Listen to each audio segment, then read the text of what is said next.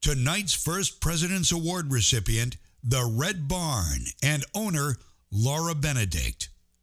Once upon a time, almost half a century ago, there was a red dairy barn on Riverside Drive. It was a popular local ice cream stand. Robert Benedict bought the business, expanded the menu, and started a family restaurant there on Route 201 in 1977.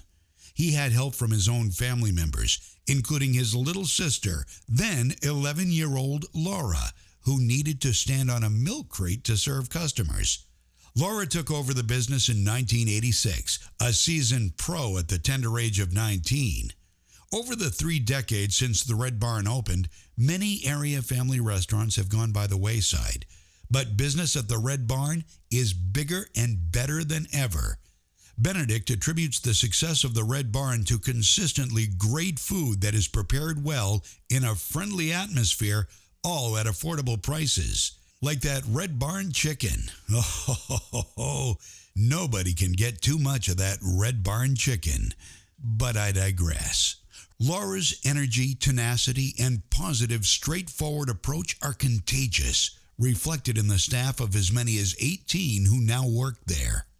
Benedict pays attention, and not just to individual customers, many of whom she greets by name as they walk in the door.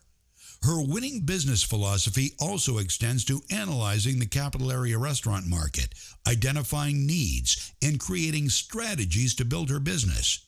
A growing fan base on the Red Barn's Facebook page is testament to that. As the 9th of 10 siblings, Benedict and her family had their share of hard times. Looking back now, she is grateful for this experience, believing that adversity makes you try harder, work for what you want, and value what you do have. Laura's older brother, Peter, and younger brother, Ronnie, are essential today to the success of the family business. Having experienced what it was like to struggle, Laura knows the importance of giving back to the community that has supported her business for over 35 years. Laura and the Red Barn family have raised over $400,000 for local community members and organizations. Our first President's Award winner, the Red Barn.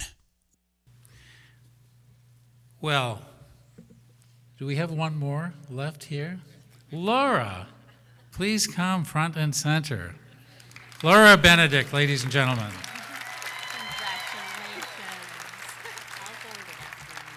And before we let her speak, I have to, some of you may have noticed the senator has arrived. We're very happy to have him here. And if she doesn't get a hug from him right now, we're not going to get a speech from her.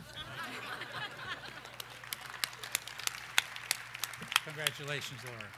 Does this go down? Because it needs to. Okay. I haven't written, I could. I haven't written a thing down. I haven't rehearsed a thing. And that's because I've always done better just talking from the heart. You're timing me, aren't you? Oh, that's going to take a while. So I had humble beginnings, one of 10 siblings growing up. All we had was each other. That was enough. Every single step of the way before we could walk, my parents made us work. And we've not ever done anything but work like dogs. And I'm 100% okay with that. I took a 1969 Holiday Manor trailer on the 55 Lippman Road. Is anybody here from PFG with the Jake brake that knocked that thing off its blocks every minute of the day? Not a wink of sleep, I'll tell you what, best place I ever did own. Water was so hard you could stand a stick straight up in it. Best place I ever did own. I took that 1969 Holiday Manor trailer on the Lippman Road with the Jake brake and $5,000 from the Dirigo Savings Bank and Trust to Miss Anita Norred. She invested in me in 1986, and I was 19 years old, and I was an entrepreneur. And I could not have been prouder. Well, that lasted about 2 seconds. I knew everything about running a front counter, and I didn't know anything about a restaurant business. I buried myself fiscally pretty quickly. Didn't know what IRS meant, didn't know what COD meant, didn't know what sales tax was. And it took me nearly 30 years to bail myself out. One pride-swallowing year after another. I did it, and I never stopped fighting. That's the way I was raised. That's the way I've always been raised. That's the way I think my customers and the people from Maine are. I've always taken the hardest path possible. Somebody says it's easy, I just go the other way. Always done that. I don't even give it a chance, you know? So in 2009, when I thought I knew what I was doing, stock market crashed, BP oil spills. My customers have very little money to eat out. Ordinarily, 98% of them can't afford to eat out at all. And that really crippled me. The billion-dollar chains, $100 million budgets backed me up against a wall, and I didn't think I could make it one more snowstorm. I was at the mercy of the elements, and I'd lost control of everything. Not for lack of trying, but just the circumstances were just not good. So I had my head in my hands. I didn't know what I was going to do. Another snowstorm was coming. My mother was dying. I sat with Mom, and she would say to me, "You can do this. You can do this, Laura. You've got it right there. You've got everything right there. Just think about it. Stop being busy. Slow down. Think about it." Her words of wisdom and encouragement, and hallelujah, enough Lifetime TV to choke a mule. I watched it. I did. I actually kind of watch it a little secretly now, even after she's gone, just to be naughty. And I learned from her. I learned more in those the last 9 months of her life than I did in the sum total of the 44 years I was on this planet, more than I'll ever learn in my natural lifetime. Mercifully, I had the good sense to listen. I didn't have at that point anything to lose, and I started doing things right.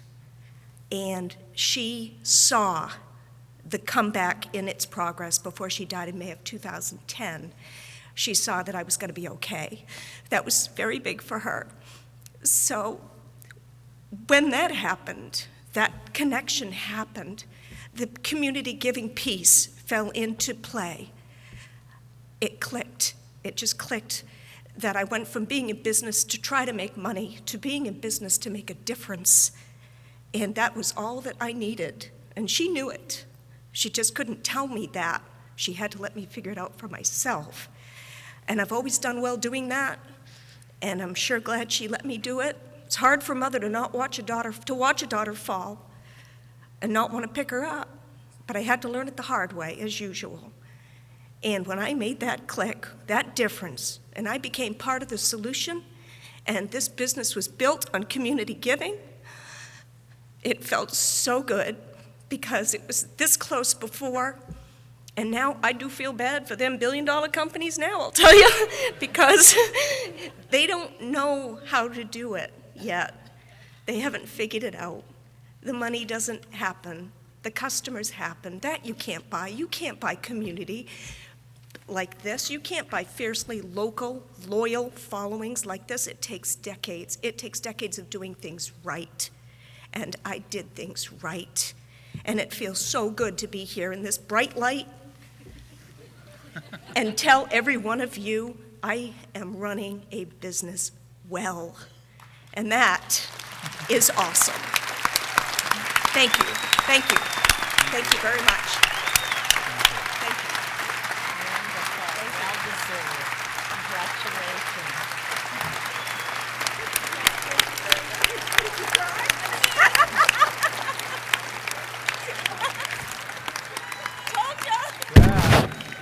Whoops, sorry.